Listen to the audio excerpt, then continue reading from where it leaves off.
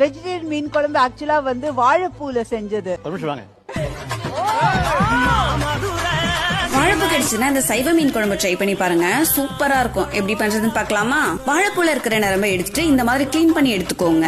இப்போ ஒரு பவுல் 50 கிராம் கடலை மாவு, 1 டேபிள் ஸ்பூன் அரிசி மாவு, 1/2 டேபிள் ஸ்பூன் மிளகாய் தூள், டேஸ்ட்டுக்கு தகுந்த மாதிரி உப்பு, கொஞ்சமா தண்ணி சேர்த்து நல்லா மிக்ஸ் பண்ணிட்டு வாழைப்பூவை இந்த மாதிரி டிப் பண்ணி ஃப்ரை பண்ணி ஓரமா இருக்கட்டும். இப்போ ஒரு சட்டியில நல்லெண்ணெய், கடுகு, சீரகம், வெந்தயம், 10 பல்லு பூண்டு, 2 பெரிய வெங்காயம் எல்லாத்தையும் சேர்த்து நல்லா வதக்கிக்கோங்க.